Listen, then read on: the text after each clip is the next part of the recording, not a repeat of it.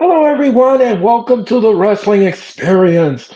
My name is Earl Cole, and tonight is the night you landed on that mother shit. It's time to land the Planet Experience.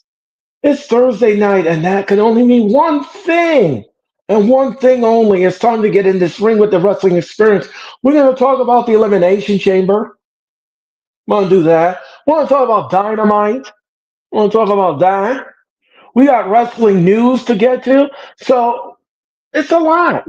It's a plethora of stuff to talk about. And my good friend, Hologram is here tonight. Hologram is here, and he's going to land on the. I'm beaming that Earthling aboard, and he's going to help me with this mothership. So stand by and get ready for Planet Experience. Get ready for the wrestling experience.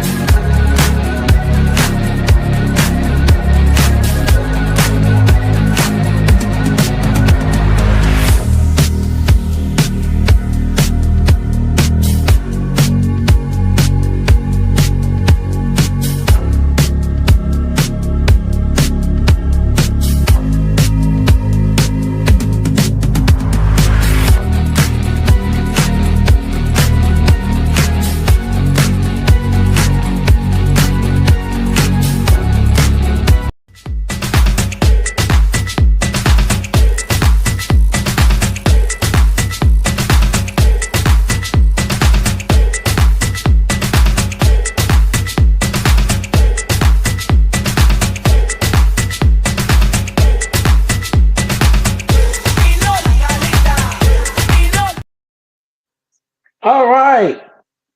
And please help me welcome the one and the only hologram challenge. I don't know. All right. Hello, hello. Hologram. Hello, hologram. How are you tonight? I'm here. That's good. Thank you for having me. Yes, thank you for coming back to the wrestling experience, hologram. It's never, you know something, the wrestling world is always topsy turvy. But I always like to talk to you about certain topics. And tonight is no different. Tonight is no different here in the wrestling experience. So we're going to talk about, like I said, we're going to talk about Dynamite. We're going to talk about that. We're going to talk about the Elimination Chamber. Oh, the Elimination Chamber is this Saturday night. And by the way, I'm going to be on the air with the Elimination Chamber at 6:50 Eastern Time. That is 6:50 Eastern Time as I bring you the Elimination Chamber. And it's going to be a lot of fun. It's going to be a lot of fun. Plus, we have wrestling news tonight. So we have all of that to cover. But let's talk about this for a second. Let's start with the Elimination Chamber eliminations eliminate elimination chamber predictions. Excuse me, little tongue tie tonight, ladies and gentlemen. Sorry about that. Um, all right, let's talk about the first match, hologram. The men's elimination chamber.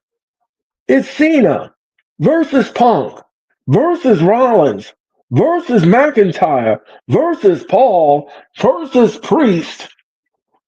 Now, this chamber, I I can't wait for the. You know something? I think that this elimination chamber is going to be the most compelling thing we've ever seen on a PLE. And why I say that is because I think we're going to get a lot of things that we have never seen before. I just have a strange feeling we're going to get something good out of this chamber. I don't know about you, Hologram. I don't know how you feel about it. But what do you make of this chamber, this pay per view, and what do you think about the build for it? Um, can you hear me? Okay. I'm just Yeah, trying to make My levels are all good. Um, you know, I think that I'm really excited for one about the chamber. First and Right. foremost, I'm really excited about the chamber. They've been advertising for the chamber longer. They started advertising for the chamber here where I live in November of last year, with advertising it as Cena's last elimination chamber, his last time in Toronto on TV. This was months before the Royal Rumble, so that tells me um, something big is planned. When we didn't see The Rock at the Royal Rumble, I thought, well, there's no way he's going to show up at a lesser pay per view being the Chamber when they were billing the Royal Rumble as the biggest Royal Rumble of all time.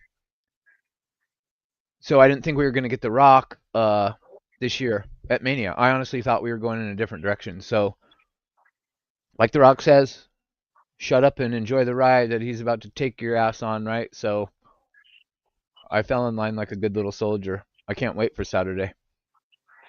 So no, I agree with your assessment, Hologram. I agree with it. But now let me ask you a question. What is your prediction? Who is going to win the 2025 Elimination Chamber men's match? Now, this has been a hot topic of debate for the last couple of weeks in the community. It's the one good thing I feel like has been happening this year so far. Everybody's been complaining that it doesn't feel like it's the build to WrestleMania yet, and it's been this, that, and the other.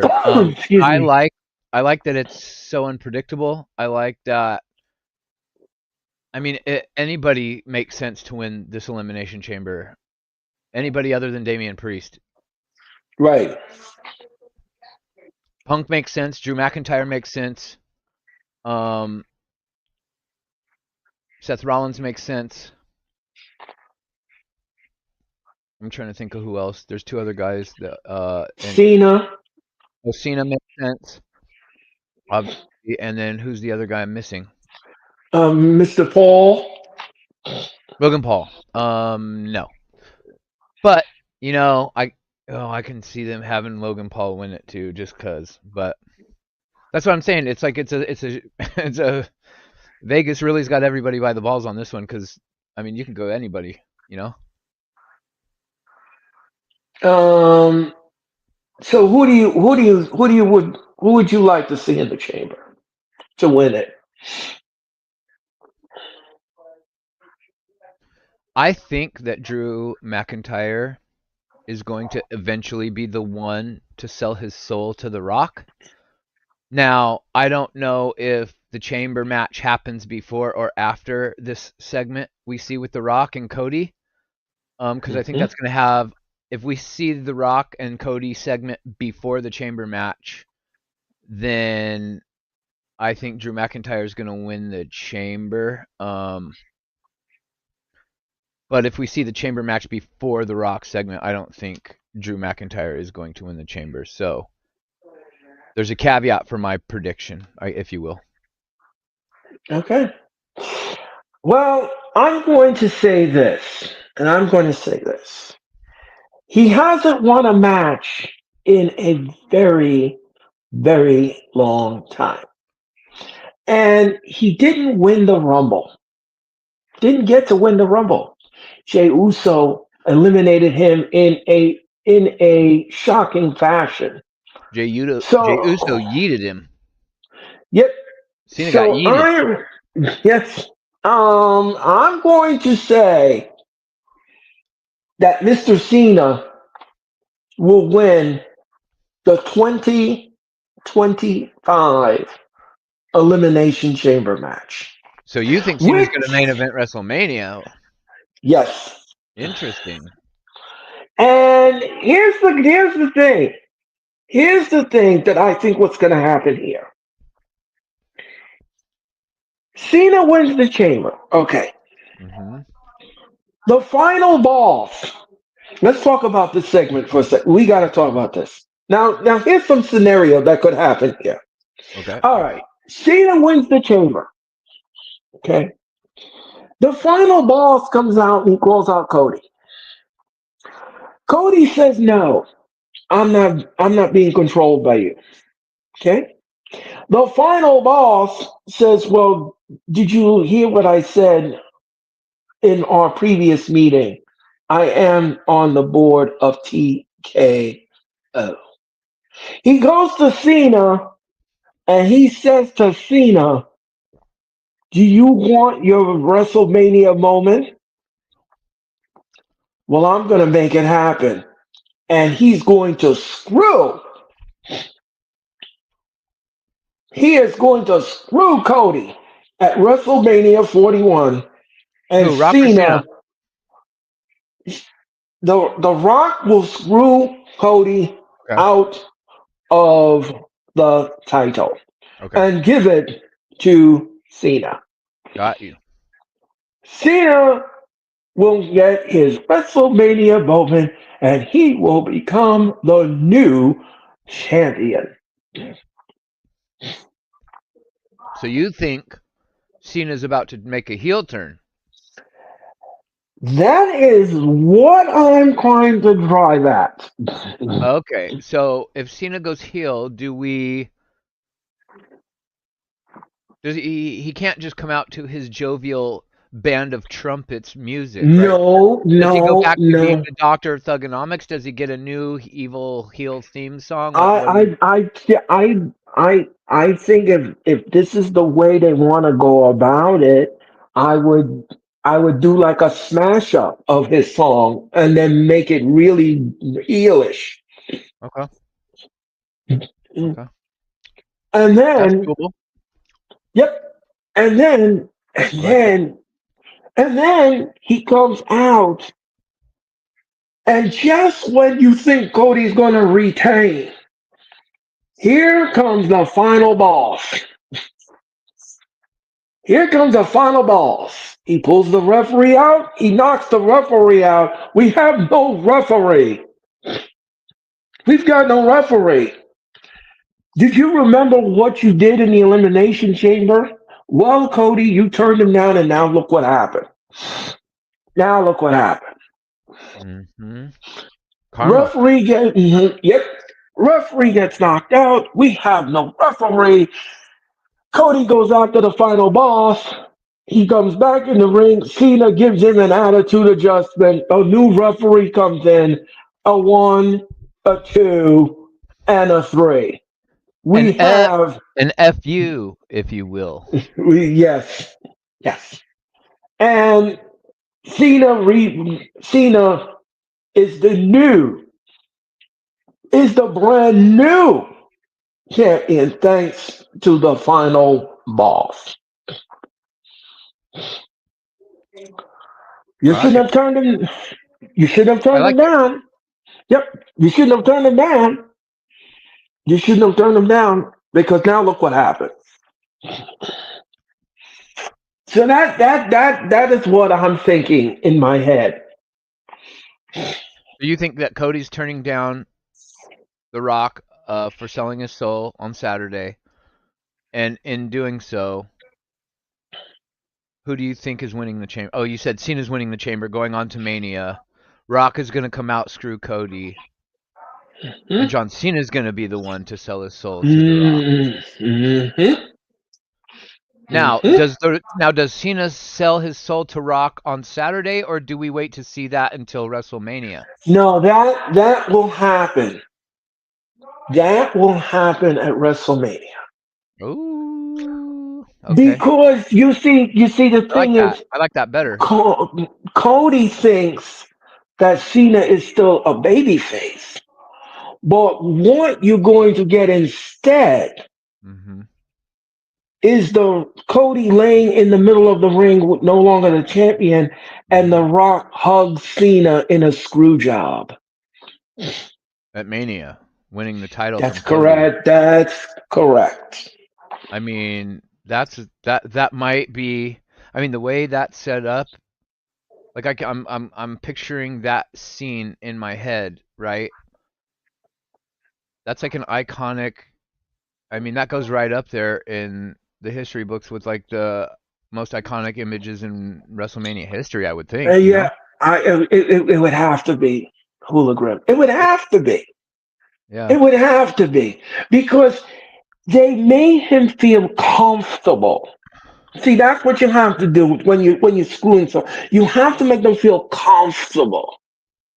And just when they think that everything is going, I'm going to retain. Cena's going to just go over. I'm just going to just go over Cena, and this is going. No, no. No, that's not what's going to happen. No. I am so sorry, Cody, but that your WrestleMania is going to be a nightmare. So he It's drops going the to be. title. Now, do we do it night one or night two? We do it a night shy of a year, or do we do it on the anniversary? I would do it right on the anniversary. Okay. All right. And he hugs the final boss as he just Cody is just laying there. You know what I find interesting? When John Cena announced his retirement tour last year, Yes, when he sat up there at the table and took media questions, and he yes, said that they got something fun in the works planned, but it's not going to be. He doesn't want to go after title number 17 or this or that or make his final year anything about that. And then at the press conference after the Rumble, he immediately inserts himself into the Rumble match and uses the term "it's what's best for business," and I thought that was very interesting.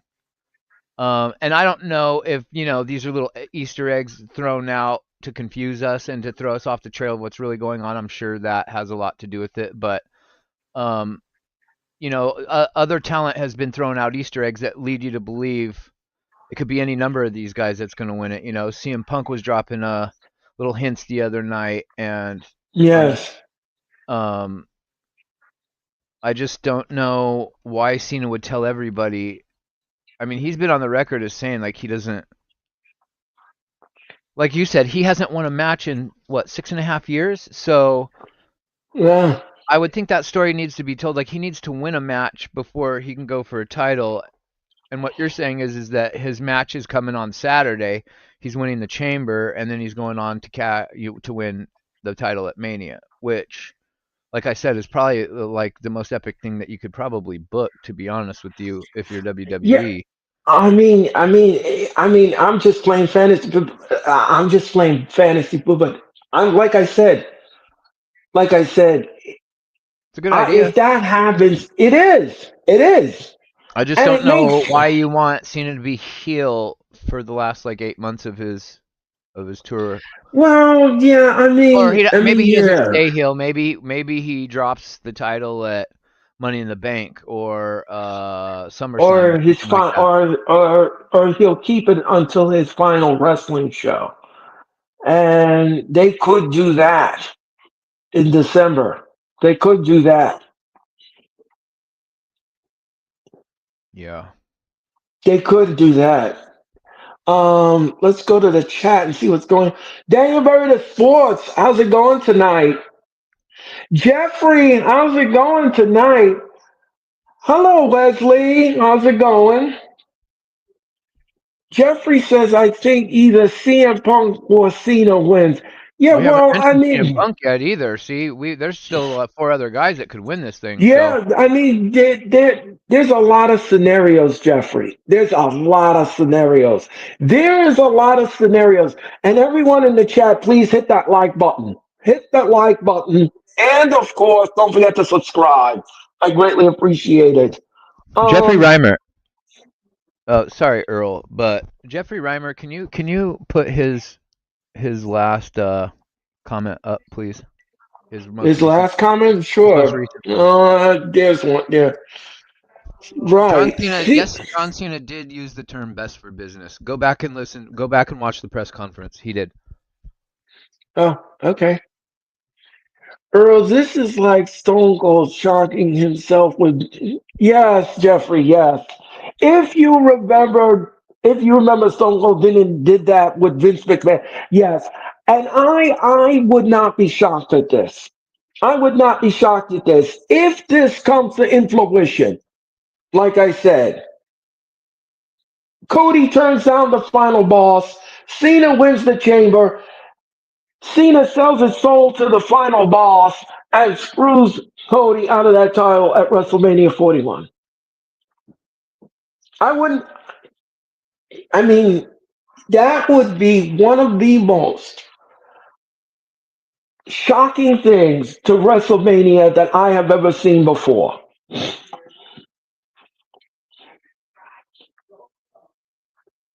Okay? So, all right. All right. And let's see what Jeffrey says. And the way Cena puts himself in the chamber kind of makes sense. Yes, it does. Yes, it does. Cena had a heel theme unreleased when he. Oh, okay. Okay, Jeffrey. Thank you. I will And say that when Cena was up there saying that he was inserting himself into the Royal Rumble, he did sound heel. He did. yeah, well, Hula Grim, like I said, I hope that this does come true because if this does come true, and it's the way I said it, and it's the way I said it, Cody is going to be in for the most shocking thing at WrestleMania, and he never saw it coming. That's the kicker. That is the kicker, right then and there. All Yeah. right, all right. Let's talk about exactly. Cena's whole demeanor changed after the. Yes, it did. Yes, it did, Jeffrey. Yes, it did.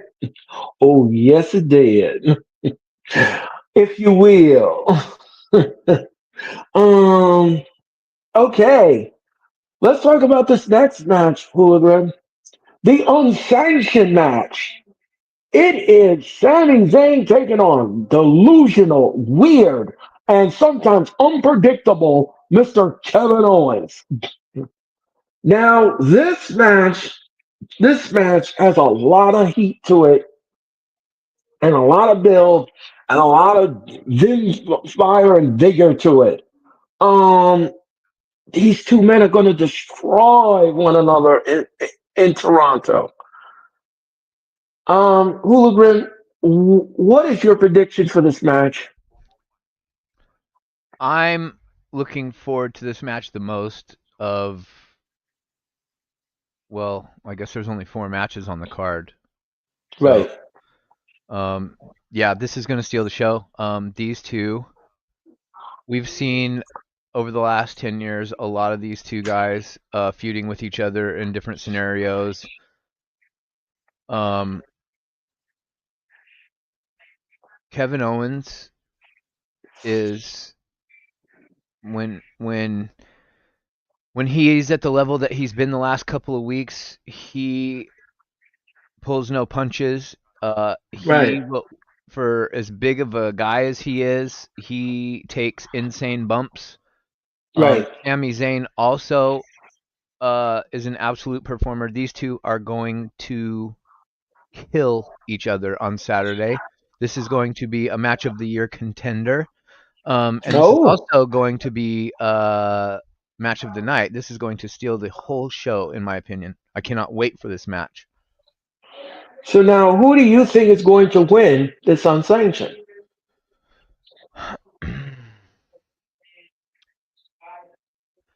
You know, I've been so excited just to see the match. I don't even think that until you asked me just now, I've even thought it all the way through. I just know that they're going to kill each other, and I haven't even envisioned a scenario of who's going to win yet. I would think, I'm just thinking it makes sense for Randy Orton to have something to do in this match to show back up and affect this match in some way, shape, or form. Mm-hmm. But I don't really know what's going on with Randy Orton because I thought Randy Orton was also going to show back. I thought he was going to return at the Survivor Series. I thought he was going to return at the Royal Rumble. So, He had a setback. yeah. So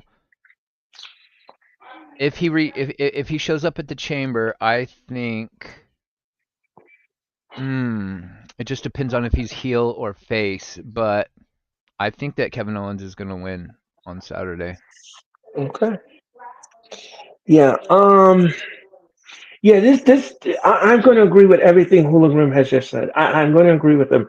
Um, this match is going to be what I want to call Hologram woolly, wild, and all over the place. Yeah.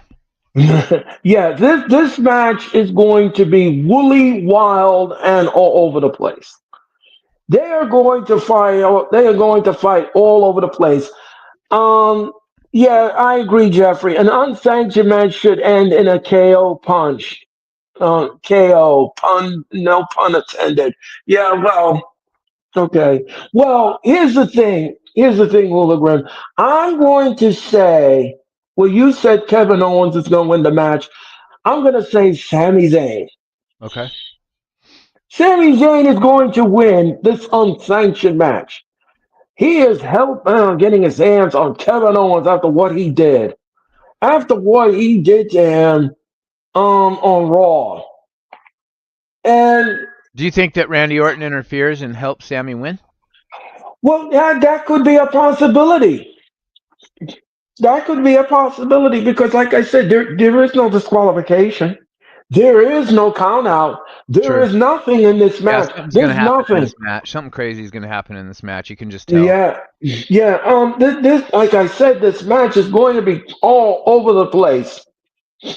It's going to need a proverbial mop when it's all done. When it's all said and done.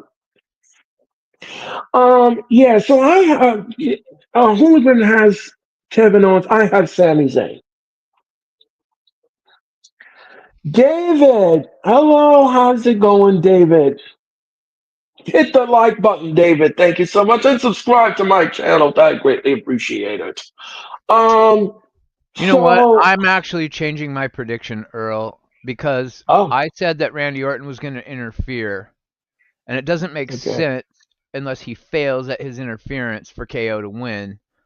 And KO is always winning at KO Mania, Right. so it would make sense for him to lose at Chamber if he's going to win at whatever he's got going on for WrestleMania, because I'm sure he's going to be into something.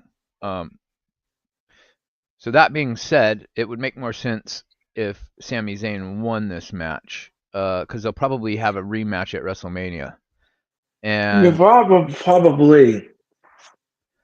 um, I'm gonna change my pick to Sami Zayn. Okay. All right. Jeffrey says, Sammy did say his neck isn't 100%, so he better protect it. Well, he better protect it very good at the Elimination Chamber. You know what? You know what I would do with Sami Zayn? I'd wear one of those metal neck braces and use it as a weapon on Kevin Owens. That's what You I know would that do. match with The Rock and Mankind, their I Quit match at the Royal Rumble all those years ago in 1999? Oh, yes, I think I remember that very vaguely, yes. Where The Rock hit Mankind with like 15 chair shots or something ridiculous like that. He was handcuffed to the Yeah, ring ropes and just kept bashing him in the head with the chair shot. I feel like yeah, Sami Zayn and KO in this match is going to do something similar. I feel like KO is going to do something very dastardly to Sami Zayn. I just feel like he's yeah, going to. and I mean, they're at yeah, home. They're at home, right? So everybody's going to yeah, be screaming for Sami Zayn. right. Yeah, I just think that what better way for KO to just shock the crowd than to do something to really hurt Sammy. I, yeah, unprotected chair shots. I might add, yes, Facts. That's why I was saying he was handcuffed to the ropes. He couldn't block him. right. Um, so here's the thing. Here's the thing. I don't know who's gonna show up in this match. I don't know who's gonna help who. But what I do know is, and I do agree with Hula Grim, is that this match is gonna be a barn burner. Mm. This match is now you're going to have 67,000 Canadian people screaming their minds for Sami Zayn. This place is just gonna go like the late Gorilla Monsoon would say. This place is going bananas. It's Oh, bananas in here. yeah, exactly. I can't wait for the elimination chamber. It's gonna be now. Here's a match that I'm not looking forward to. I'm just not. I'm just not. It just doesn't thrill me. Tiffany Stratton and Trish Stratus taking on Nia Jax and Candice LeRae. Now, okay, here's the thing. Tiffany Stratton is teaming with with Trish Stratus for the first time ever. Right. Now, I'm going to say this. I'm going to say this. They put this match together because she is a Toronto native. I Correct. get it. I get it. I got it. But it's not necessary. The match is not necessary. Okay? The match is really not necessary. I don't know I what the significance is to the match. I I have the answer for you. All right. So I'm going to turn to Hologram. And Hologram, who's winning this tag team match? So I totally understand where you're coming from. I feel like that's looking at it from a certain viewpoint.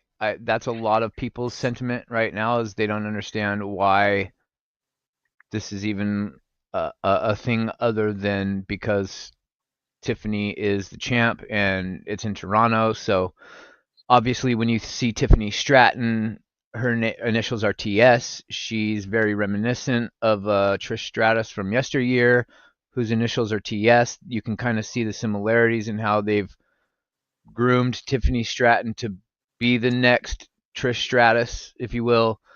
And here's why I say this is why they're making this match because obviously Trish Stratus and Tiffany Stratton are going to lose this match because it's going to then set up what they've wanted all along, which is a match at WrestleMania with Trish Stratus and Charlotte Flair and Tiffany Stratton. I think is what's going to happen.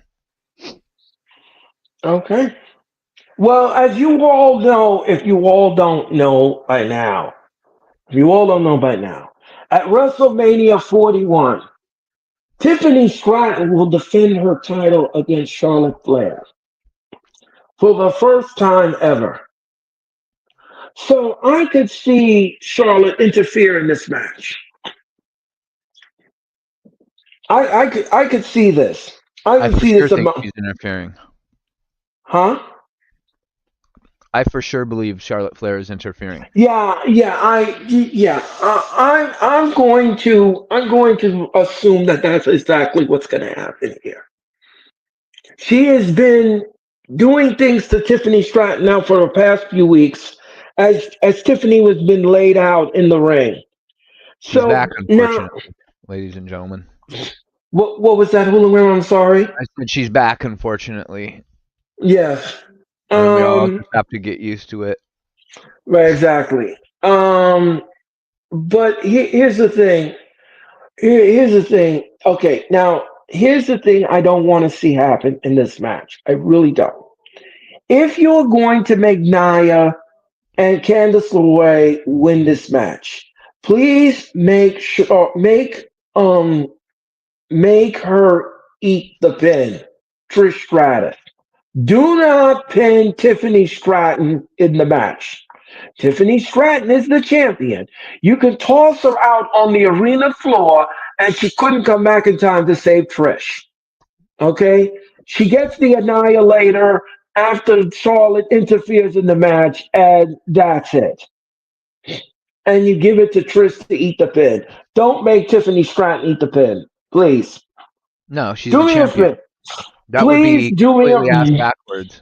Yeah, please just do me a favor, WWE. Please. If you're going to have Candice LeRae and Nia win the match, have Nia give Trish the Annihilator Trash. after yes. 100%. Thank you.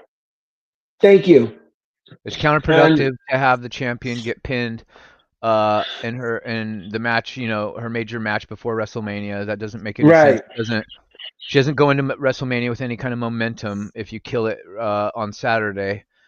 Right, And obviously, if you're going to have to give us a Trish Stratus in a match in 2025 because it's in Toronto, then it's only fair that if you give it, then you take it as well. So her price for for forcing this on us, the price that must be paid on their end is Trish Stratus has to take the pin. Has right. to. Make her eat the pin. Make her eat the pin, please. Yeah, she Just has. do me that. Just do me that favor, please. Just do me that. Just do me that one tiny, tiny favor. Just do me that one tiny favor. Yeah, facts. You are correct. All right. Yes. All right. All right. All All right. right. We let's talk about this last match. It is the women's elimination chamber. It is Bianca Belair versus Alexa Bliss versus Naomi versus Liv Morgan versus Bailey versus Roxanne Perez.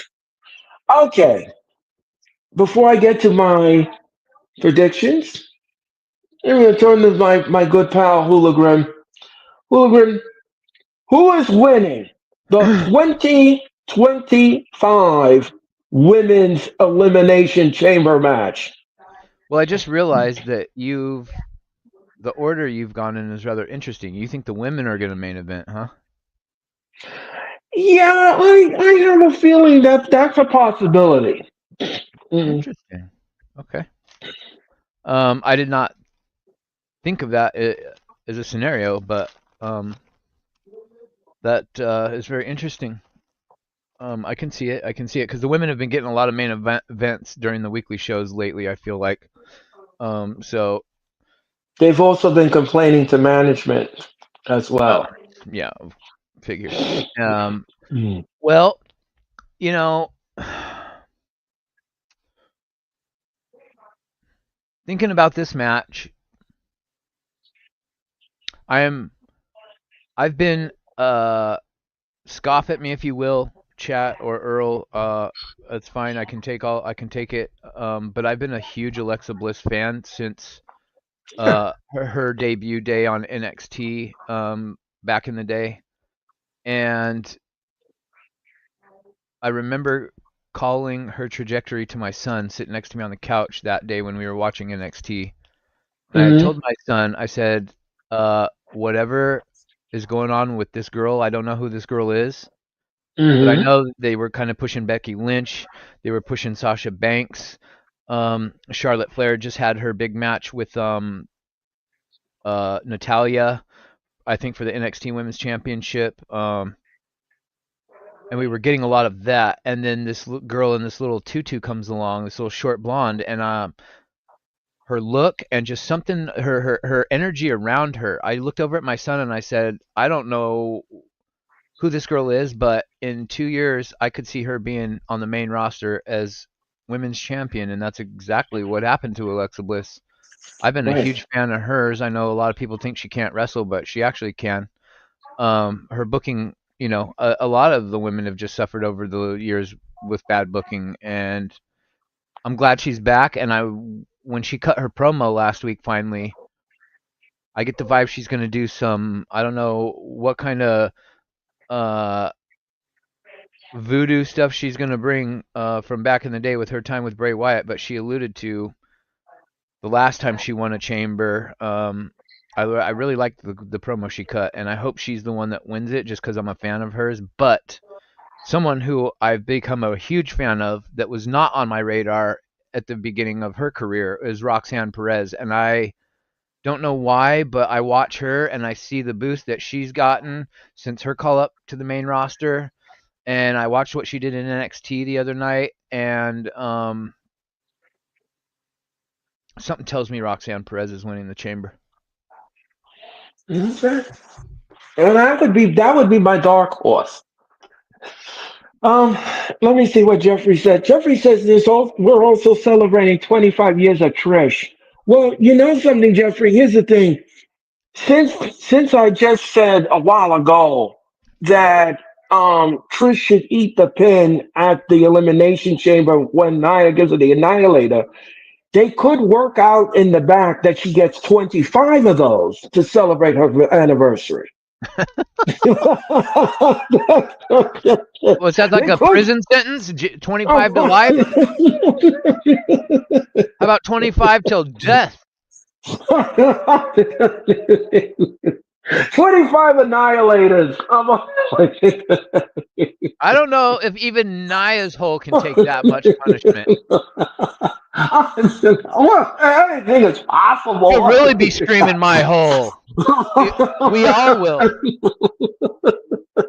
Oh, Michelin tire back there go blown out. I mean, I would think 25 annihilators, there wouldn't be one corner of the ring left anymore. Oh, well, yeah, well, anything is possible in WWE, you know. Anyway, you want to crush yourself, puppies?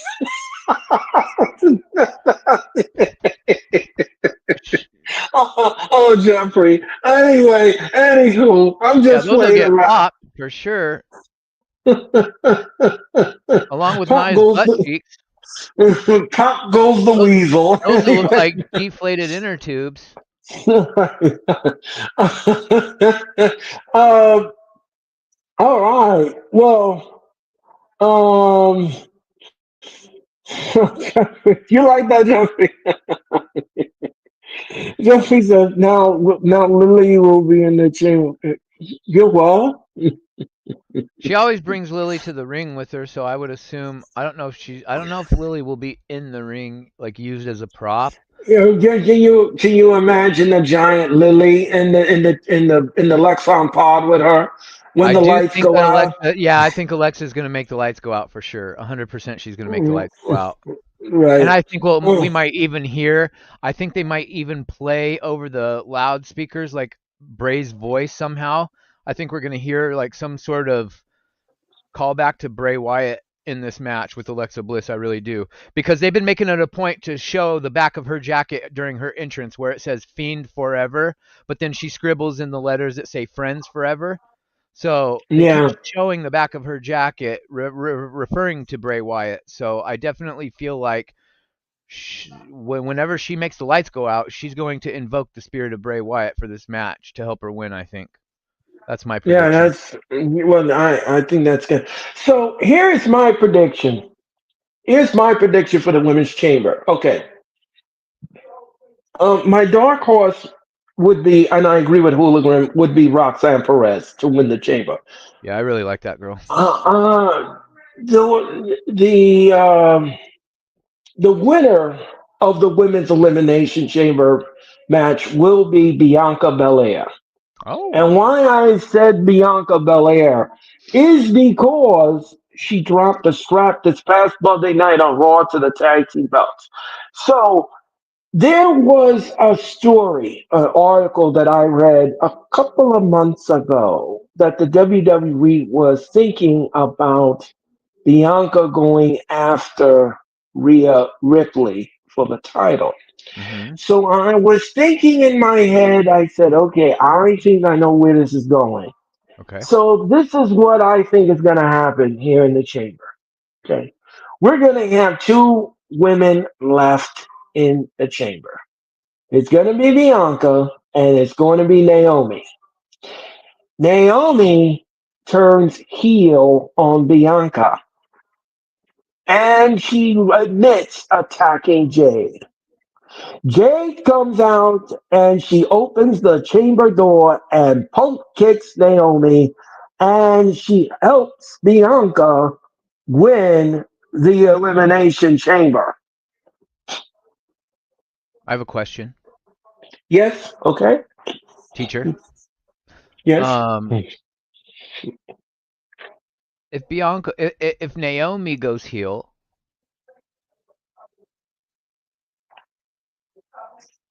I thought you said Bianca versus Rhea, Yes. but Bianca then that would be babyface will versus babyface, and I don't like that. well, I understand that. I understand that. But you have to understand that they had a reason to do this. They want this for the first time ever. Now I know you're saying that two baby faces should not be going against each other at WrestleMania. I don't like it either. I have a I solution don't. Yes. that is it involves a slight variation to your prediction, but Okay. I know that my Alexa Bliss prediction is like a way out there long shot. Like she's been gone a couple years. I can she's she hasn't spent that much time in the ring. She's got ring rust. Like I don't know how how big of a player she's trying to be in this second run of hers. Now that she's back, I don't know if she's used as an attraction to sell tickets. I don't know if she's getting a huge push. So with that being said, let's say the girls that have been involved for the last year solidly, and your prediction is right. Um, if Bianca wins as a babyface and Naomi goes heel, I guess Naomi has a feud with Jade because she's the one that attacks Jade in your according to your Right. prediction. But what about this? What if the next night on Raw, what if Io Sky beats Rhea Ripley? That could work. And then we get Bianca Belair versus Io Sky for the title at WrestleMania. That could work. Or maybe even a three. There's got to be it's Mania, so somebody's got to be stuck in a triple threat a Mania match, and maybe it's Bianca, Rhea, and Io for the women's title at WrestleMania. Either way, I'd be okay with I that. I wouldn't. think. I wouldn't. I think I would be okay with that too. Yeah, I I like your would be okay predictions, with bro. You're that. on point today. Good job. Thank you very much, Fuller. I'm always Thank like you. fantasy booking. Like your booking is always way more logical and more tied to like what's going on a weekly basis. I don't know. One of my favorites comes back and I just lose sight of everything that's been going on for the No, last no, year. no, no, Hologram. I respect it all. I respect it all. It's okay. It's just that when I look at things and I'm looking at it from a logical standpoint, I'm Yeah. like, what makes sense? Because you can't do a dumb heel turn. You don't want that because that'll look ridiculous. That's silly. But here's the thing: they are going to be the last two in the chamber. Naomi is gonna start talking trash to Bianca. She then points to the Titans line in the Yep. chamber. She points to the Titans line. They show the real footage. They show Naomi, who was the one that attacked Jade. Jade's music hits. She comes down. She opens the chamber door. She pump kicks Naomi, and she hopes Bianca win the Elimination Chamber. I think that works much better. You know, I was really upset. Yes. Mm. I was really upset on Monday when the titles changed hands because I thought they were saving that for a little bit later. Like, I know that there wasn't a women's tag match scheduled for the Chamber, but I thought at the Chamber was when we were going to get the reveal about Jade's attacker. So when I saw how this match was progressing, I thought, oh, well, for sure Jade's about to come out and reveal herself and give us the answer and help Liv and Raquel win the titles. And the titles changed hands, but we got no Jade. So I was really mad. I'm like, well, now who cares who attacked Jade? Because when Jade got attacked, she was one half of the champions with Bianca, not Naomi. But now that they don't have the Well, belts, who cares? But that was my line of thinking. But now hearing your prediction, I didn't have anywhere near Bianca nor Naomi winning the chamber. So my mentality was somewhere clear, all on different people. But hearing your scenario makes now total more sense of it makes still relevant who attacked Jade, even though they lost the titles on Monday. right, I guess is what I'm trying to say. So right. the more I think about your prediction, the more I'm thinking you're probably right, actually. And who's gonna win it either. And if Bianca doesn't win it, then I can see him having Naomi win it too to advance the storyline Yeah, somehow. I mean, yeah, I mean, Some again, people like think it's gonna be Naomi, but I personally think it makes more sense to have Bianca attack Jade because I just feel like Bianca would make a better heel. I cannot picture for the life of me Naomi being heel. She's never ever been heel, and Bianca Belair has been heel before in her career. So um, I just can't picture Naomi being heel, and that's the only reason why I would think that I Bianca mean, would turn heel right. instead of Naomi. But Well, I but like. this is, but well, thank you very much, Wilbur. I'm sorry to cut you off. No, no. Um, Sorry, I'm long-winded. uh, um, but I like it. By the way, so here's the thing. Yes, we can't picture Naomi heel, but that's the best part about the swerve. That's the best part Whose because house? you. What was that? Was that Hooligans? Whose house? Swerve. Swerve, swerve, swerve, swerve, swerve. Let's see what Jeffrey says. This is the beauty of an unpredictable match. Yes, it is. Naomi would be an upset about losing the tag team champions, and she would have a chip on her shoulder. That's another. That's a good thing. Yes. And then he says, "I'll be interested to see what happens to." Yes. Well, you have to tune in tomorrow night to SmackDown's Go Home show. Do we see That's Jade tomorrow? Is there a possibility we see Jade reveal her attacker tomorrow before the chamber? no, no, because it wouldn't make sense. You have to do it. You see, everything needs to build in a pyramid. Because you know how Everything the needs to be champions can float between, they can go to both shows, it's their prerogative. Now right. that they're not champions anymore, I don't know, Jade and Naomi, are they on Raw or SmackDown? They're SmackDown, right? I believe so. Yeah, I don't know. I'll look that up right now on the roster page. So Jade is gonna be upset. Not only who attacked her, they lost the champ. Yes, I agree with that. Naomi hasn't been healed in 2015 as Team Bad. Oh yes, I remember that. Yes. Yeah, but I I'm talking remember like that. solo as a heel, she's never done that. And I can't Uh, really picture her being a solo heel getting boos from the crowd. I don't know why, but I could be wrong. uh, Obviously, they can do whatever they want, but I just can't picture it. well, I have a feeling we will see it come to influation in the picture. Okay. All right. So that, ladies and gentlemen, that Um, ladies and gentlemen, is our predictions for the Elimination Chamber. And like I said, I'll be on the air. I will be on the air live this Saturday night. This Saturday night at 6:50 Eastern Daylight Standard Time, and we're gonna have fun with that telecast. And I hope you'll join me as I will give you the Elimination Chamber. Um, yeah, Naomi needs a big story. Yes, she does. Um, all right, let's talk about Dynamite. AEW Dynamite. Dynamite took place last night in San Diego, California. And what a show it was. You know what the best part of Dynamite was last night? yes, The when it was death. over.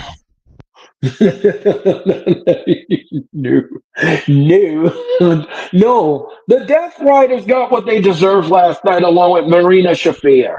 So did my eyeballs and my interest in the anything to do with the Death Riders completely got absolutely murdered. Yeah, last night, Adam Copeland took care of business along with Willow Nightingale.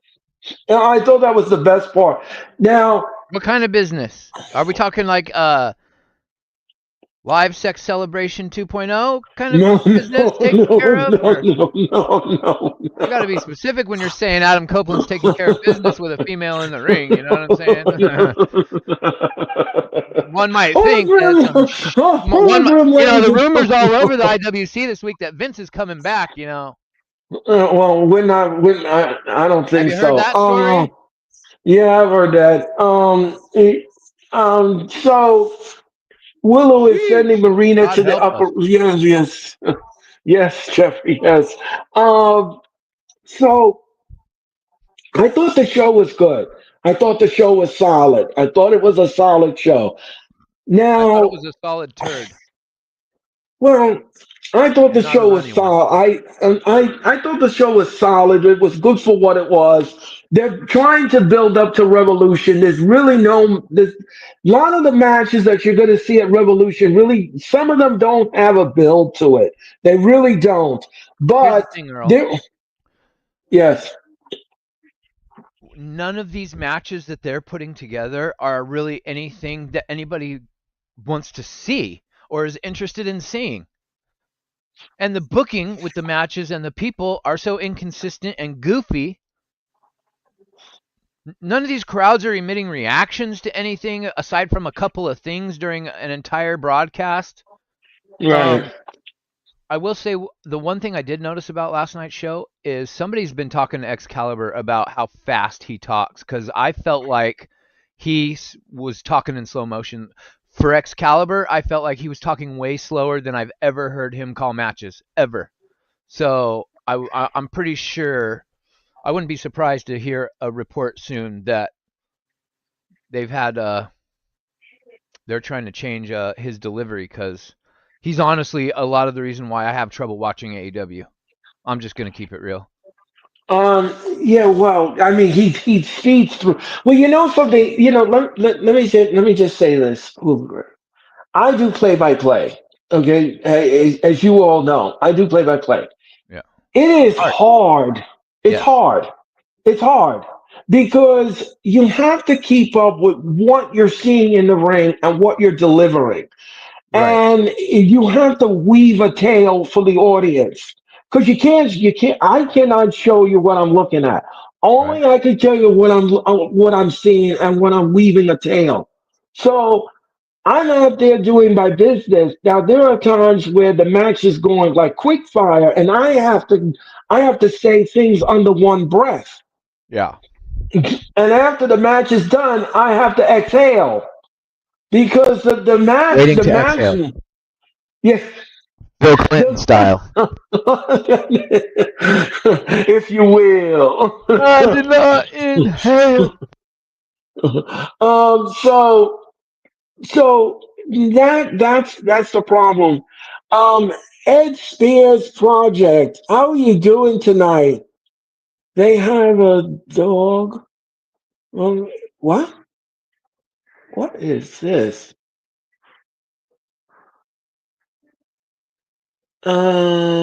Okay. That's weird. But anyway,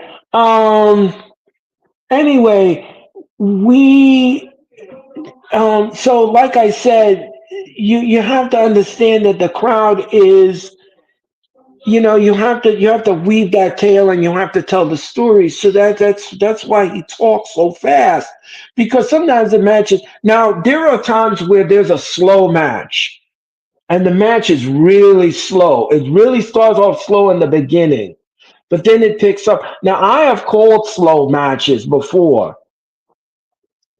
I have called slow matches before, and I just I have to slow down sometimes, or what I'm conveying to the audience.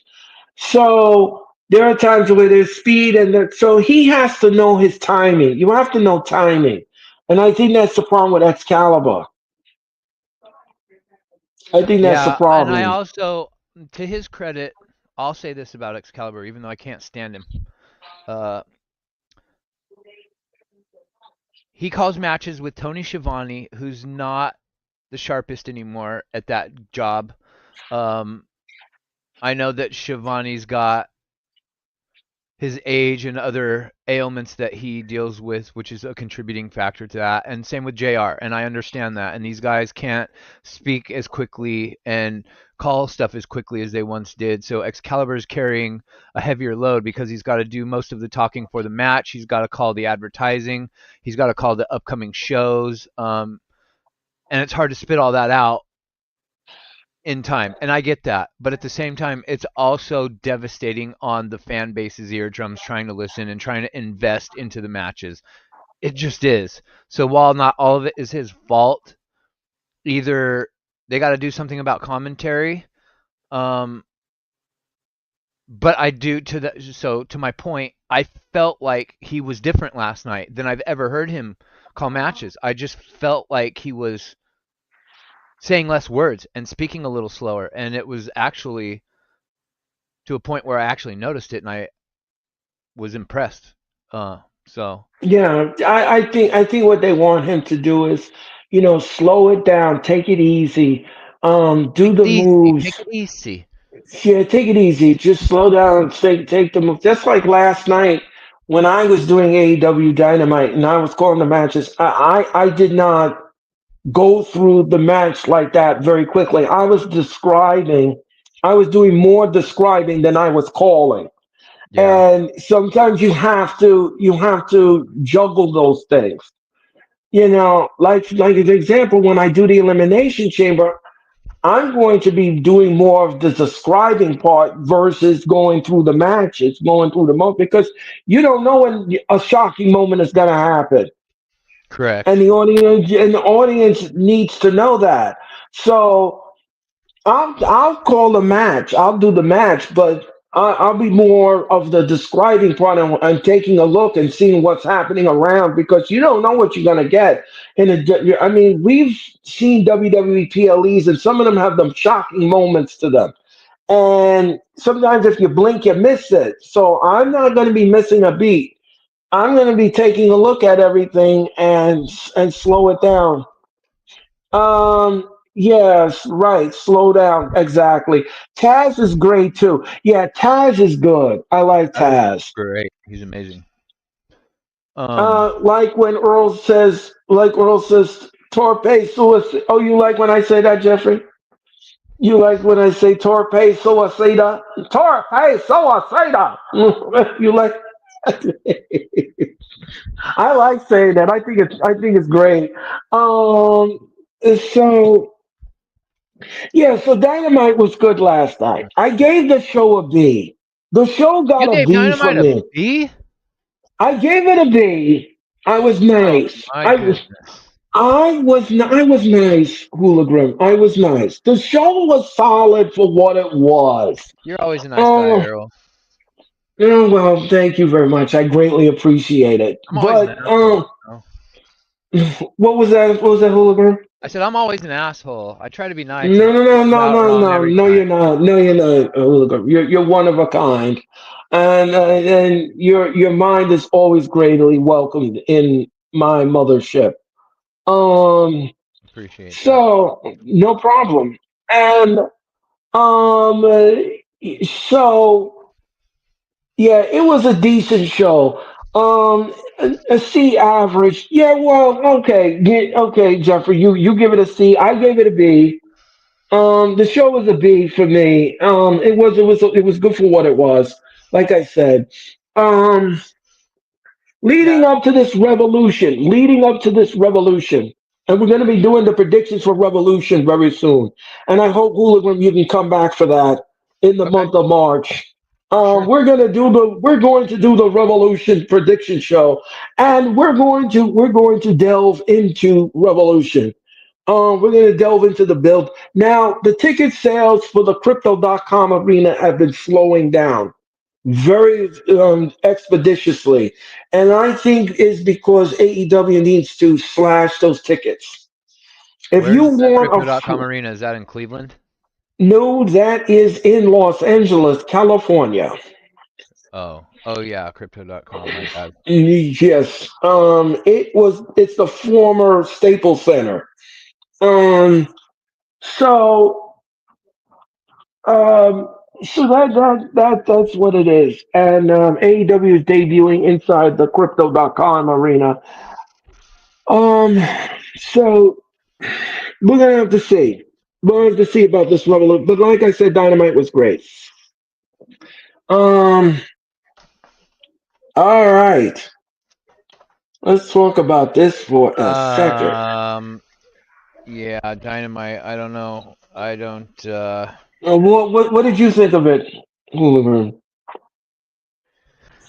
Well, anybody that knows me and knows my taste in wrestling knows that I'm not a fan of Adam Page whatsoever. And I Okay. just uh, I can't. I just don't understand how they book a guy the way they book him. On Mm-hmm. top of that, he has the attitude about the business that he does. If you've ever seen any of his interviews, um, his interviews are mainly why I don't like the guy. Uh, I don't feel like if I knew him in real life, we'd get along.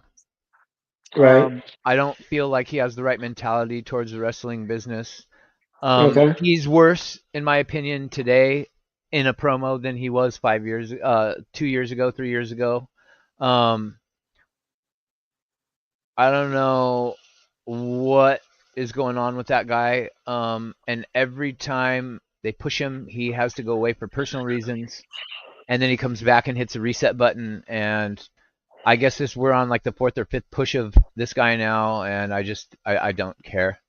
And it's actually making me want to see MJF less. I'm noticing that the last few weeks I've been seeing MJF. He's barely getting any reaction from the crowd. People don't seem to be as interested in MJF anymore. I don't know what's going on in AEW. There's not much that I'm interested in over there. For sure, I'm over the Adam Cole experiment. I could go on about AEW and why what I don't like. I really could. There's more to not like than there is to like for me right now over there. So I'm not saying I that to be harsh. I'm not saying that because I shill WWE and I hate AEW. I used to love AEW. For the first 3 years, they were a company I loved AEW, and I couldn't stand WWE. And somehow, Vince leaving has ruined everything in terms of it's allowed Triple H the freedom to now book how he was more inclined to book when he was running NXT, and thus we're getting better overall WWE product. Is it perfect? No, but it's much better than it was when Vince was calling the shots. And as a result, as a byproduct of that, now we're it's exposing AEW. Triple H is really exposing Tony Khan's inefficiencies. It was easy for us to love AEW back in the day when Vince was running the show because Vince booked atrociously. He booked to insult our intelligence. He booked right. to suit himself and for his amusement. And he did not give a fuck, pardon my French, of what we wanted or what the wrestlers wanted. So now we live in this strange world where Vince is gone and it's exposed to AEW, unfortunately, and we're getting a better WWE product as a result. So, Yeah. Here's the thing, Hologram. Here's the thing. I'm not going to dispute anything you just said about AEW. I want the company to succeed. But here's the thing. Here's the thing with Tony Khan. People have brought out things to him that is wrong with his company, mm-hmm. and he won't address them. He won't address them. Jericho, pardon me, Yeah. sorry, I was a little verklempt. My fault. Right. He won't address them. He needs a stronger live event team. He won't address that. He needs he needs a marketing department. He don't want to address that. Yeah, He some say Tony needs Khan's cons. not a boss, not a leader. I just say he's a puss. But you know that's just Well, he won't talk about marketing. He won't talk about live event. He won't talk about his production and how poor his production staff is. I you know what mean, I look think is at going on, Grandstand. Earl. Not to interrupt Yes. you, I'm sorry, but before I lose my train of thought while you're Yeah, saying go ahead. this, to your point, everybody talked about the AEW, like Tony Khan just got his AEW deal and got his guaranteed money, and now he can just sit back and relax and doesn't have to stress too much about anything. We hear reports this week about the talent talking about there's no production meetings at AEW. And if there was, a lot of this goofy stuff and a lot of this stuff that comes off really cringy on TV might get chopped off before the show happens. And then, it might make for a better streamlined product. Um, and all that being said, maybe I just now had this thought. I haven't thought about this before now. What if AEW got their money and their contract, but because it's been reported for a long time that Tony Khan loses millions monthly, and that AEW's never really turned an overall profit. What if that deal money that they got he had to pay back to his father, and AEW's just still not doing well in the financial department, because I don't see how they could when they're having to cancel big arenas and go down to these smaller venues like they've been doing the last couple of months. It can't be good. The ratings are in the toilet. And I know that doesn't really mean anything compared to like social media and YouTube views and how people consume content nowadays, but it just gives you a kind of a barometer on the disparity of how many people watch WWE versus AEW. It's huge, and Yeah. I don't know, because like you said, I don't want them to fail. I'm not hating on them because it's cool or it's the trendy thing or I want to hate them. I actually am mad that they went from being a good product to they sold us on they're the anti WWE, right? They are the alternative, I believe, is what they coined themselves. And now they feel Right. like WWE was in 2017, and we're just getting this hokey, intelligence insulting booking and this nonsense that nobody's really that interested in seeing. And it's like, why? Who's running the show, or who's not allowing certain things to happen? I have my theories, but it's just unfortunate, and Well, no, again, like I said, I agree with the entire assessment. I agree with the entire assessment. And the thing is that listen, I've taken both organizations to task many times over. So yeah, everybody knows. I've taken both companies to task. But with AEW, they have to have consistency in their storylines. Their pay-per-view bookings must make sense. hmm They need to turn around their live event numbers. There's a laundry list of things in the gray area that Tony Khan needs to. And if you're going to do an international show hmm like Grand Slam, like Australia, hmm take Dynamite 2 weeks before you fly out of the United States. hmm So that this way everything is in the can already, and you don't wait and you until a don't get week. to the other side of the globe and realize you don't have your wrestling ring. And Tony Khan didn't want to pay for the cargo plane to bring the ring over. So But I thought he had an therefore, endless amount of money. Everybody keeps saying that he's got more money than Vince. well, That he what? dropped How the much does it ball. cost? Yeah. He dropped the ball with that. He dropped the ball. And How? he dropped the ball with the ticket sales. How's he dropping the ball? What's he doing? Because apparently, people are saying he's dropped the ball with his soccer team in England that he. Clearly, if you follow the NFL, the Jaguars are an atrocity to the league. So what's he doing? I don't know. Ask him because he doesn't Does know. anybody know? Does anyone know? Nope. No. No. Crazy. So that was AEW. Now let's get to something that I want to talk about tonight, and we're going to talk about it right now. Yee. Fightful Select says this past week that Ryan Nemeth has Uh, filed a lawsuit against Tony Khan, against Tony Khan, AEW, and CM Punk, uh, alleging assault, a breach of contract stemming from the 2023 backstage uh, incident with Punk. Reports indicate Hologram is laughing. WWE would never do something like that. No, no, no, Jeffrey, no. uh, they would never do something Okay, like what? Hire Ryan Nemeth? no, no, no, no. WWE would never do something like that about the ring. That's it. Get a ring out there sooner. Exactly, Jeffrey. Uh, And you wonder why the talent won't want to leave. Exactly. And TK freezing talent doesn't help either. Nope. uh, TK is sniffling. So, yeah.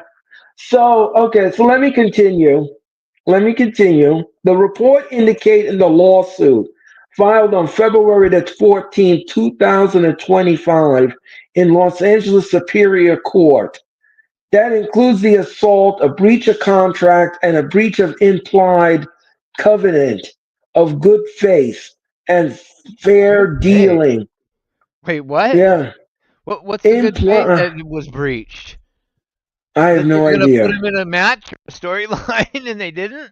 I mean, And a fair dealing and uh, international interference with prospective advantage. The dispute originated from CM Punk's return to AEW on June 17, 2023. Nemeth posted a tweet saying literally the softest man alive with a perceive as referring to Punk. Days later, Punk reportedly confronted Nemeth backstage. In August of 2023, Nemeth was among the wrestlers sent home from an AEW collision taping, concerned reportedly from Punk about potential backstage interview issues. Nemeth subsequently filed a complaint with AEW executives in 2023 in September regarding the company's handling of this situation. So, if you all don't know what I'm referring to, okay, when CM Punk was in AEW, he controlled Tony Khan. He told Tony Khan what to do, how to do it, where to go, and he was a prima donna backstage, and he was all over the place, and he was all over the talent. The talent aided Punk, Punk aided the talent, and it was just a hot mess. And Tony Khan never took care of it. Well, Punk took care of it. Um, Jeffrey, how you pronounce my social media? And you can call me Uli. Oh, okay. So, um, this lawsuit is going to be real messy. this This lawsuit is lawsuit, Earl. You really think that this lawsuit is going to not get thrown the fuck out? This lawsuit ain't going I, nowhere. There's no I, bro, I know. good faith. I mean, what's he talking about? Seriously, like this when this was reported earlier, uh, this week, I literally I can't even when you were talking about it, I can't help. I can't help but laugh my ass off. I mean, CM Punk is the softest man alive. What we're now 2 years removed from this, so I'm thinking I maybe don't. there was a typo when he filed the lawsuit because it said assault ASSAULT. Maybe that's what the court thought. But I think what he meant to say was that he was just A and then with a space and then the word salt and he forgot the letter TY at the end and he meant to say he's a little salty, not CM Punk assaulted him. Well, I don't know. Again, like I said. Like I said before, I'm Assaulted just him how, with reading. words? He said claims of assault and breach of contract and a Because he's breach suing of AEW, employ. right? Yes, and he's suing Punk as well. Punk's AEW, and who else? Tony Khan? Yes. So I'm assuming Tony Khan for the breach of contract. He's suing Punk for assault, but he didn't. Does he state verbally, physically? What kind of assault? No, he Did his didn't. ego get bruised? Is he upset that he was just a jobber on AEW Dark and Elevation a couple of times? Um, he thought maybe he was going to be Nick Nemeth. Uh, I think this is partly Nick Nemeth's fault. I don't know who put it in this dude's mind that he could be a pro wrestler or a comedian. I think he just watched Big Brother growing up and thought, "Hey, if he could do it, I could do it." And no, sir, no, you can't. Go away now. Thank you. Bye bye. Right. No one cares. Um, This is the most baseless lawsuit I've ever seen. Baseless, I don't. in You my know opinion. something? Here's the thing. Here's the thing. Here's the thing. Here's the thing. And I'm gonna just say this. Okay. When you are accusing somebody of something like this, Yes. okay, you need physical evidence. Yes. Okay, that's one thing. That's one thing. You need physical evidence. Two, do you have any witnesses to this? If you were assaulted, who assaulted you, and there were there witnesses to it? My guess is witness is gonna maybe be somebody named Jack Perry. And we haven't seen Perry on AEW TV in I have no idea how long. What happened Um, there, huh? I don't know. Here's the thing: is I agree with Hoover. This lawsuit is not going to go anywhere because if you don't have evidence to prove the assault, the breach of contract. What is a breach of contract? Were you guaranteed something in the contract and it wasn't honored? Is that what you're going to go after in the lawsuit? Because that's what you have to prove. If you said something about a breach of now look, listen. If I was a wrestler, okay, and I went to a company and a company said in my contract, and I said in my contract that I was supposed to guaranteed wrestle 5 days out of the week. Okay. And the company decided, well, we're not going to make you wrestle 5 days out of the week. You're only going to wrestle 2 days. That's a breach of contract because that right there is a breach of contract. I agreed to 5. You can't reduce me down to 2. And that's not what we agreed to. That's a breach of contract. Yeah, but something tells me, I mean, and I could be wrong. If something is in writing that was notarized legally, then he's got claims. If this was a word of mouth, kind of like a gentleman's bet Well, type yeah, of that's going to be a situation, problem. then it comes down to proving it's hearsay. So good luck with that. Right. Yeah, that's going to be a problem. So, if it's a breach of contract and you signed a contract with AEW and they promised you something in the contract in the clause, you got to go through the clause And let's not and forget all of CM you Punk is where now? in WWE. And WWE recently partnered with who? TKO.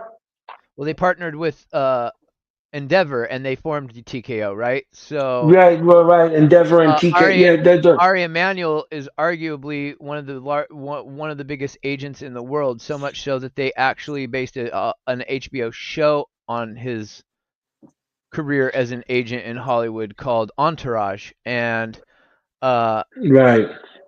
imagine the legal team that TKO can afford.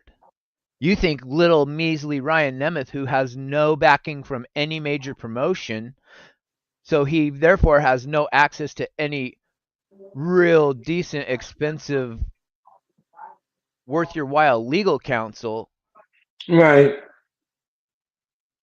Mm, I don't think it's look. I mean, I don't. CM Punk's not a stupid man. He knows what he can and can't get away with.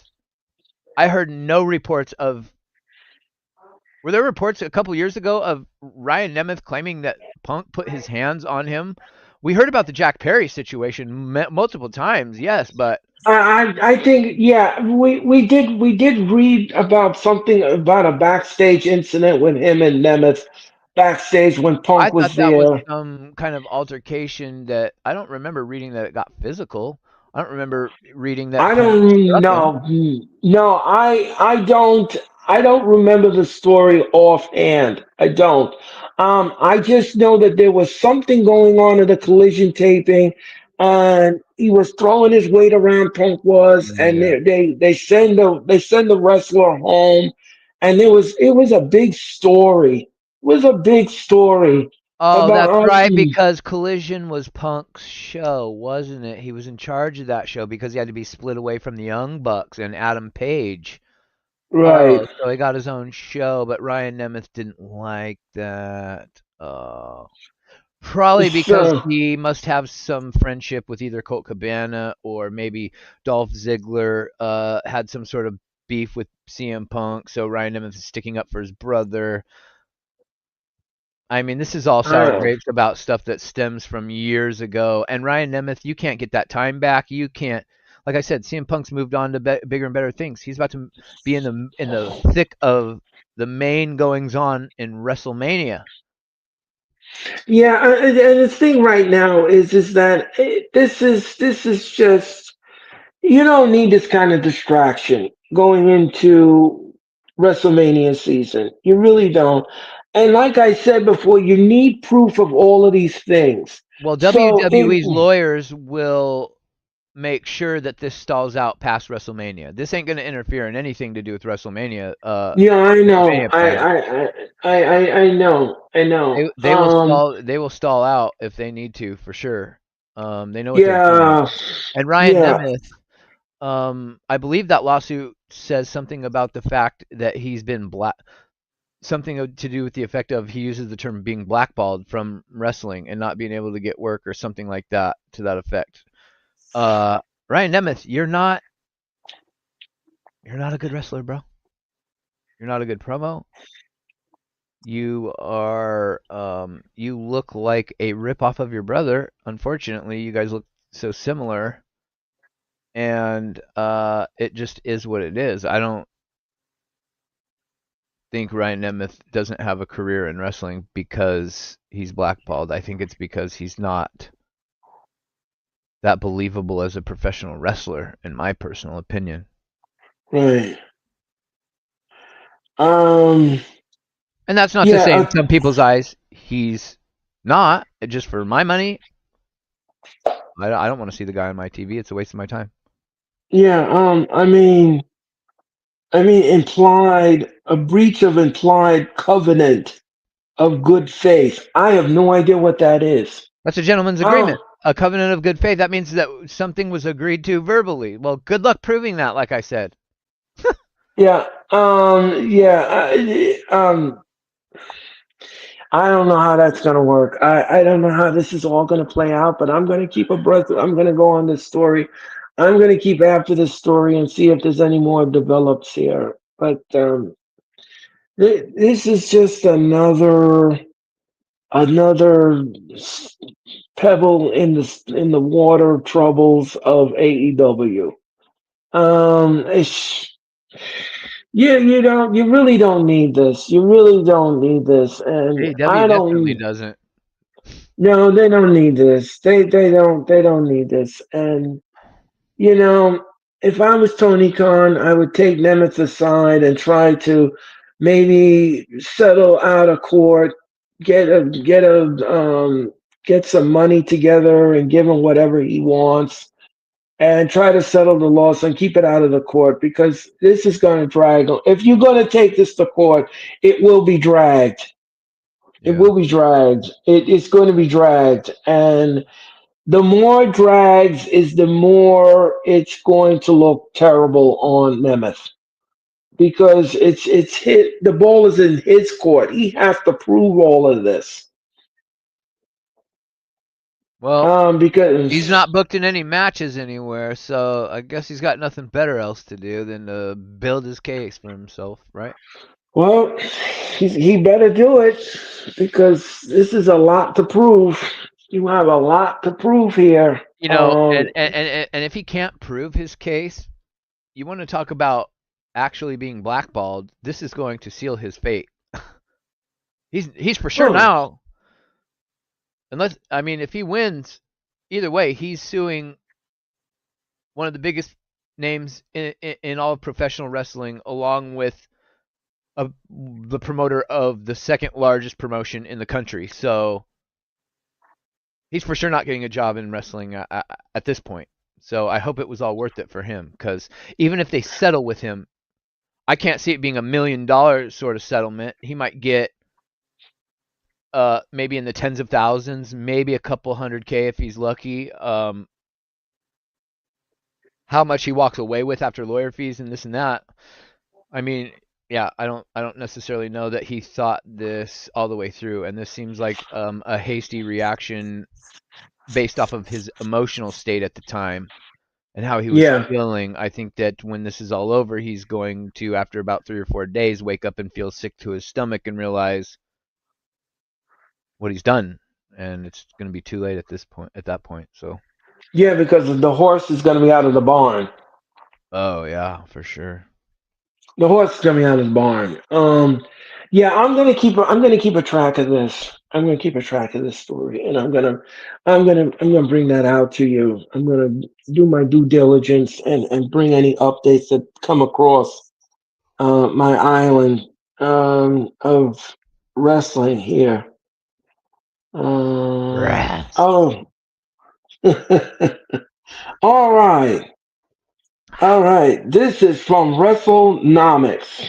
All right, WWE is posting record financial results in the TKO era. Of course they are. Multiple current WWE employees have described a decline in morale and tied to reduced benefits, pay increases but plus heavier workloads. And while management has emphasized the value of its workforce during a town hall meeting a couple of weeks ago, multiple staff says that they feel increasingly undervalued.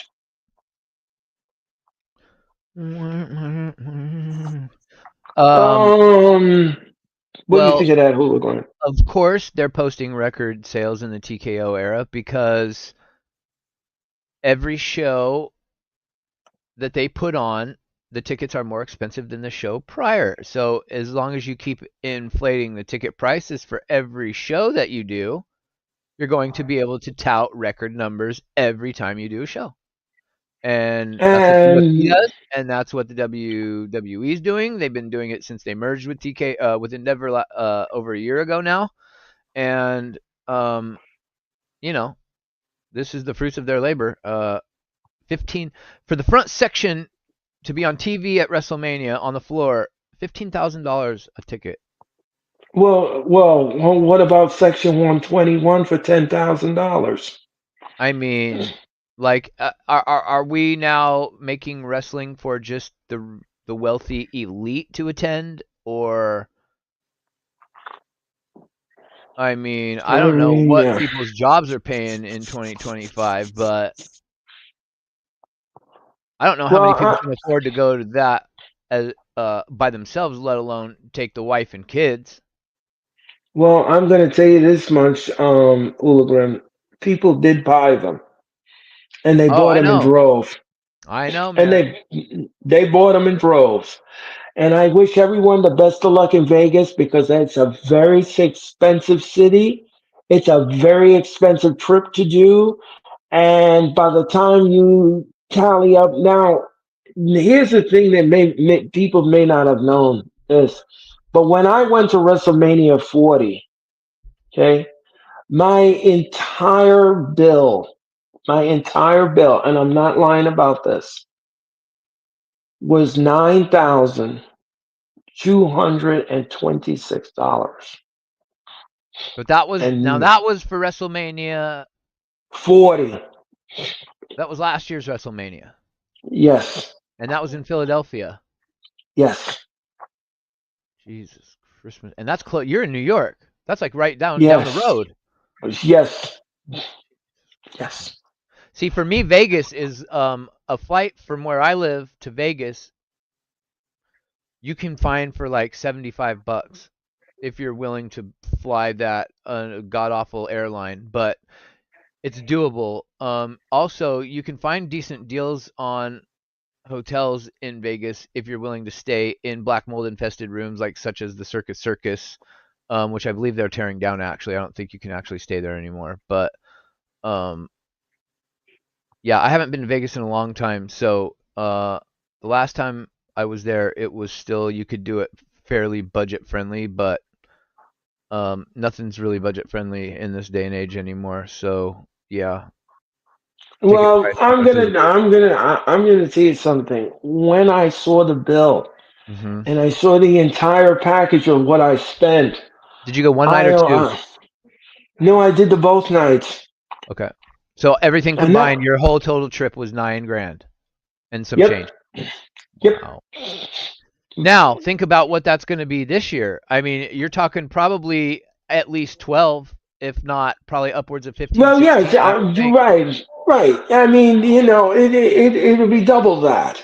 that's insanity. I'm going to pay my Peacock fee of $6.99, bro, and I'm going to get my 4K front row seat. You can see on the screen in 4K a lot. The human eye does not see in 4K vision. Right, right. Well, I'm gonna tell you this much. 2020 is not 4K. So you're Right, actually seeing in a better resolution if you sit your ass at home and watch. And you get right, exactly. commentary. And you don't have to Right. smell the fans next to you that haven't showered in 3.5 weeks. You know? The one Well, WWE pay per view I got to go to, we got stuck next to two guys who literally smelled like room temperature beef and spoiled cottage cheese. ew. If you can imagine just the sour stench that the two of those scents create, that's what we had to. I was holding my breath. I had to hold my breath for extended periods of time during that whole entire pay per view. I was so pissed. It Mm. ruins the experience. It really does. I've never experienced that. I've You never. are very lucky. I live in a place where personal hygiene is not on everyone's priority first thing in the morning to do list. Well, I'm not going there. I'm not gonna even touch that. You know, Um, but um. So pause. in the article, it says here that the multiple staff says that they feel increasingly undervalued. Well, Who? they didn't say. They just said multiple staff. Um, Yeah. here's the thing. Here's the thing. When you work for a company like WWE, it's a dream come true. Because here's the thing. You are traveling from city to city, country to country, border to border. Okay? And you're seeing things that you've never seen before in countries you've never even seen before. So I don't understand why these people feel like they've been undervalued. What position do you have in the company that you feel undervalued? Yeah, Like, that's what I'm not understanding. Why? What the use of the term undervalued? Like, what's the context of that? How? What do they mean? no, I don't know. I don't. That is something I don't know. And who reported Uh, this? Um, WrestleNomics.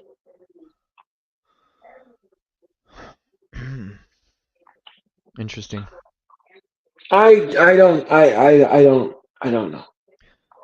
I mean, when I in wrestling, is there ever been a time on anyone's roster where collectively the men's locker room as a whole or the women's locker room as a whole felt fulfilled and everybody was happy and felt valued and felt like creative was maximizing their TV time and their ability to get over with the crowd? I mean, I'm pretty sure that's never ever happened in the history of pro wrestling. So, what are we actually talking about here? You know what I mean? Like, there's always going to be talent and staff that feel undervalued. That's the nature of the beast because you can only push a select few at the top at a time.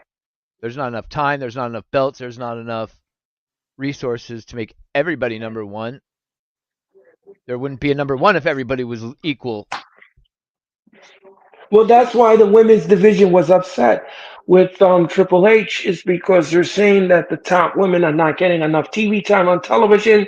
Some of No, the those, top women's time now. Oh, see, now these are young up and comers like a Roxanne Perez, like a Jada Parker, like a who else we got in NXT? I mean, the NXT women's roster is there's a lot of there's a lot of young prospects, a lot of hopeful talent, more so than I've seen in a number of years. And so I can understand that the women at the top now on the main roster are starting to feel like there's sharks nipping at their heels. You know, the sharks are in the water now, swimming around. Wait, you know, so they got to be um, these women got to be on their A game now because the young girls are getting their call ups now and stuff like that. So that Roxanne Perez is no joke. She's really for as good as Tiffany Stratton is for the least amount of time that she's been in the wrestling business. Roxanne Perez is equally impressive because she's been in the business even less time than Tiffany Stratton. Um, I said and that Trish would be a Stratus. good I said match. Tiffany Stratton. Blah, blah. Yeah, I would like to see that match. That'd be a good match. You know, Um, the women got to step oh, their game up. and yeah, For the most part, I feel like they have. right, exactly. Um, so that was that, ladies and gentlemen, that was WWE. That's what's going on in WWE. All right, folks, that is going to do it for the wrestling experience. I want to thank Hooligan. I want to thank you, Hooligan, for coming on the show tonight. You were a lot of fun. Thanks for I, having me. I don't feel like I was it, as fun as other episodes. I felt like I was trying to take a little bit more of a serious approach tonight. yeah, well, I think you did a yeoman's work. And I am always grateful when you come on here because your analytics is absolutely killer, and I think you nailed it tonight. I had a lot of fun with you. Thank you. It's always a Um, good time talking wrestling with you, my friend. you- You're always very good at your predictions and how you take what's going on and how you assess it. I'm constantly I feel like in the fantasy booking clouds of what I want wrestling to be as opposed to what it actually is. But right. I mean, yeah, I mean, like I said, I break things down analytically.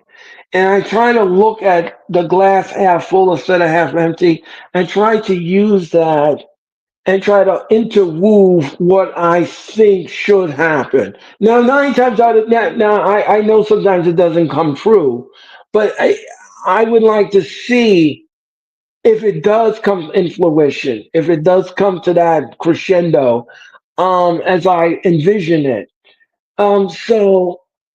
But I like talking wrestling, and I like talking wrestling with you, Hooper. And you were a lot. Now, like I said, I want you to come back on the wrestling experience because we're going to do the predictions for Revolution. okay. We're going to do the predictions for Revolution in the month of March, and we're going to have fun with those predictions because I I cannot wait to hear your commentary for these matches and exactly what you think is going to happen at Revolution as soon as the card is completed and we are heading to Los Angeles County, California. It's going to be especially fun for me to give my AEW Revolution predictions. Oh, I'm sure I'm absolutely. going to be very positive.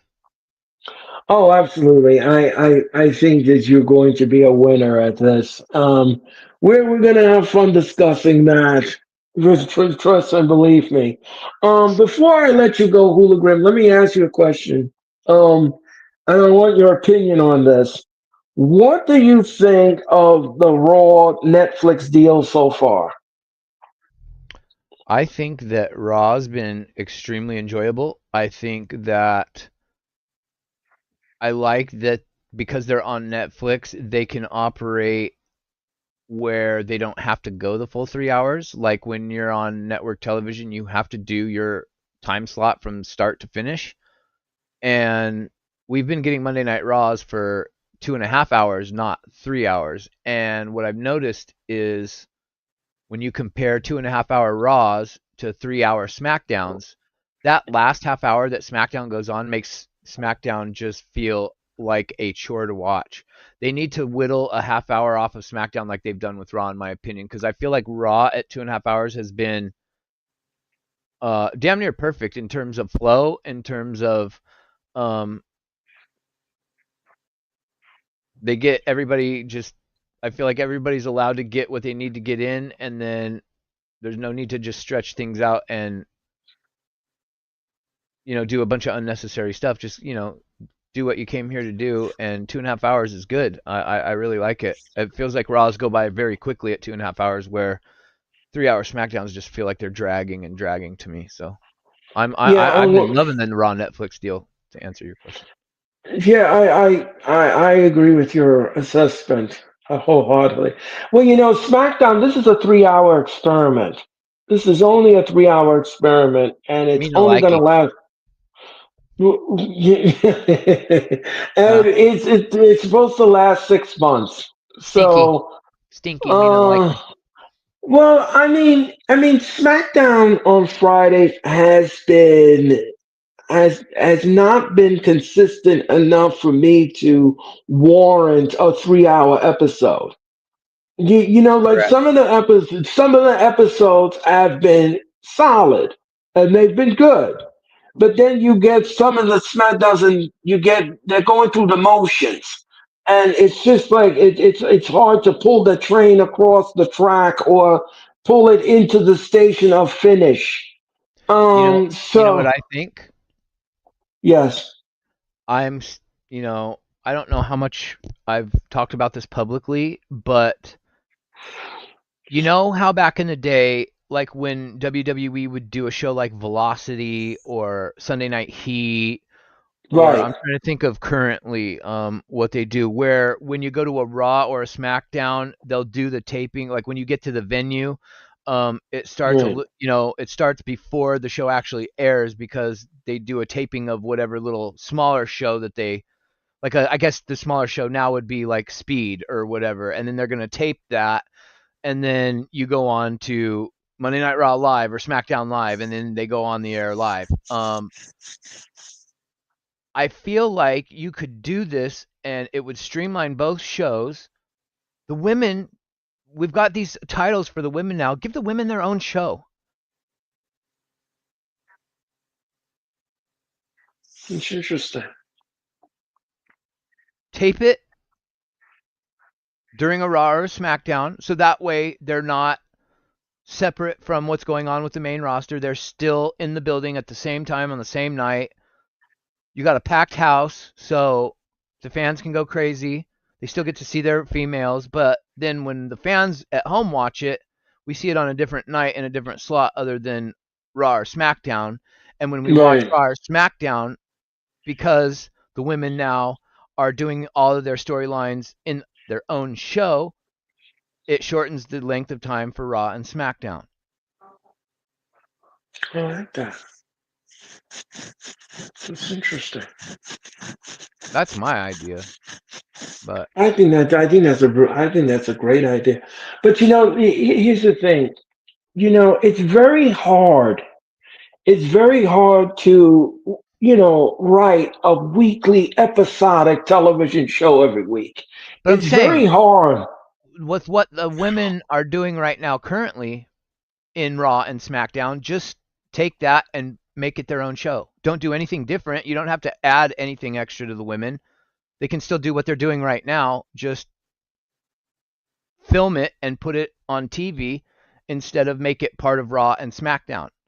And that shortens the length of time for Raw and SmackDown. Right.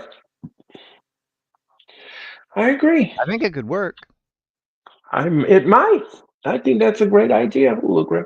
because it's not taking anything away from the women. They're still doing everything they're doing now. It's just Right. when the viewer gets to see it is at a different time. Right. They can still do what they're doing at the Raw and SmackDown events for the fans in the building to see, so that way the wrestlers don't feel like they're missing out or they're having to record at like the performance center with a less audience. No, just keep them on their normal perspective, Raw or SmackDown, and just film it and put it on a different TV. Right. Give them their own intro and their own TV show, and highlight the women and make it seem like the women have come so far that they're equal to the men. They get their own show. Yay! Everybody can.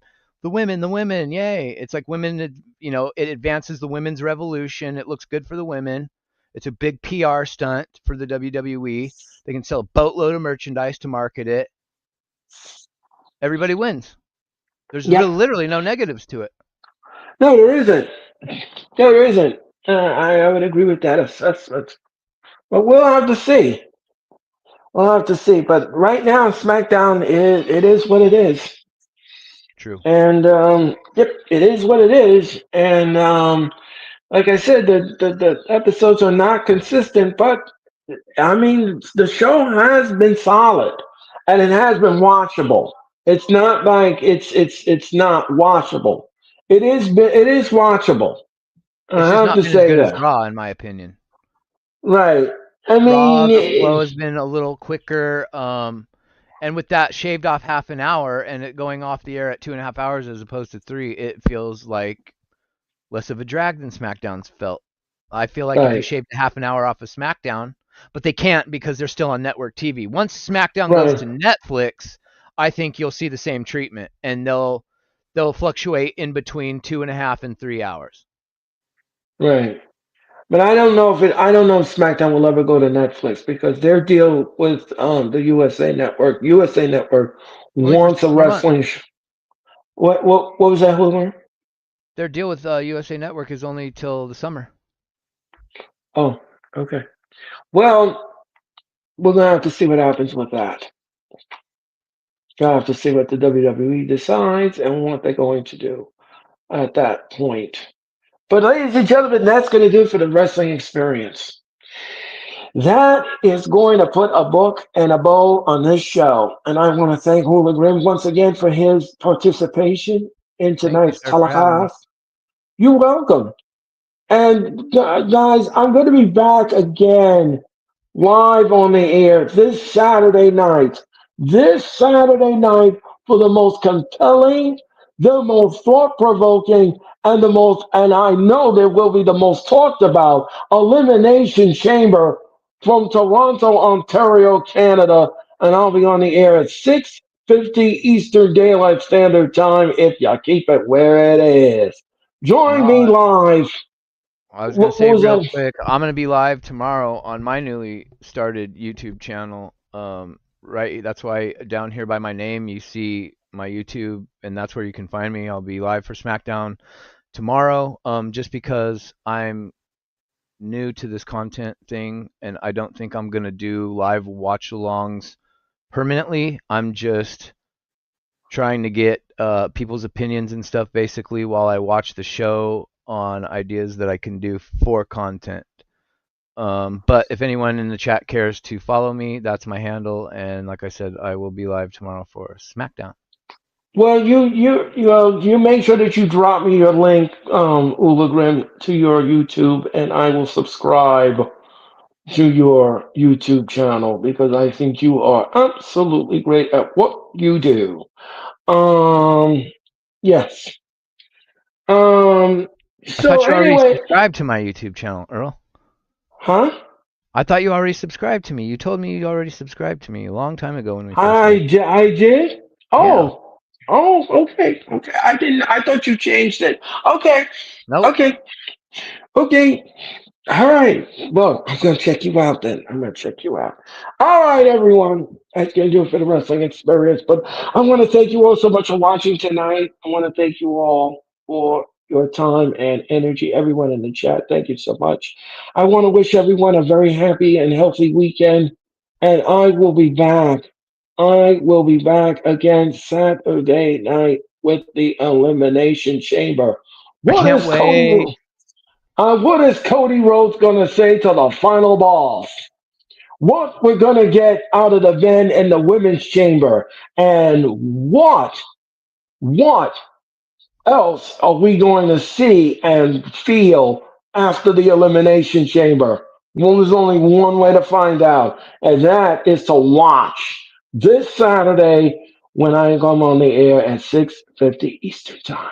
So again, thank you all so much for watching the Wrestling Experience. I'm Earl Cole. Have a good night, everyone, and thank you for watching. And I will see you Saturday night for WWE Elimination Chamber.